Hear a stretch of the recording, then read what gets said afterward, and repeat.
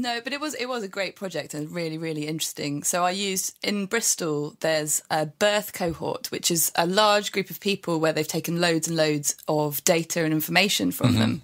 So it's called Children of the 90s. Yes. And it was all of the pregnant women in what used to be Avon between 1990 and 1991 were all asked if they wanted to take part in this. And about 14,000 of them said yes. Oh, wow. And so them and their children have been followed up ever since, and also the dads and siblings, and it's now extended because some of the children have now had their own children, so it's sort of growing all the time. Wow, that's a huge study, right? With Yeah, that many, absolutely. and continuing to grow. Yeah, I mean, there's been some drop-off, obviously, because some people have miss out on coming to do questionnaires and that kind of thing. But the great thing about it is because they've asked people questions at so many different time points, if you can't come to one time point of questions, or you forget to send back one questionnaire, you can't make the interview on that date or whatever, you can still come to the next one, and depending on the question that's being asked with the data, because this data is being used by hundreds of scientists across the world, actually, to answer all sorts of questions about physical health, about mental health,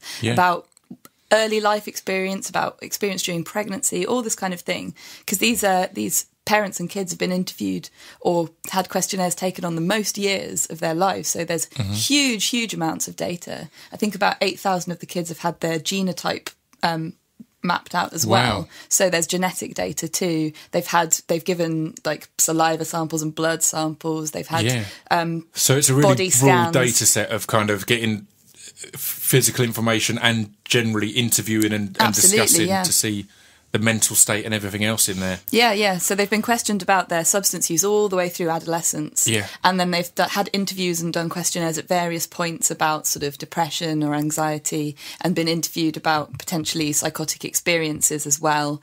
So what can often be difficult in terms of trying to understand what causes what in terms of substance use and mental health is that you can't randomly assign, like what you do in a normal, well, not a normal, but in an ideal world, what you do if you wanted to find out if something causes something else is you take a group of people and randomise them. Yeah. So half the people get cannabis and half the people don't, but obviously you can't do that in the real world because of ethical reasons, and all sorts of other reasons as well. You're looking at something over a really long time scale. It'd be hugely expensive. Yeah, of course. So what you have to do is you just have to watch what people decide to do, and the people who decide to use drugs are going to be different from the people who don't in loads of other ways as well. Yeah. So what might be happening is that something earlier in life might be causing both making you more likely to use drugs and making you more vulnerable to mental health problems. So if you see an association between cannabis use and mental health, what you might be seeing is just a common effect of something that's happened earlier in life. Or completely.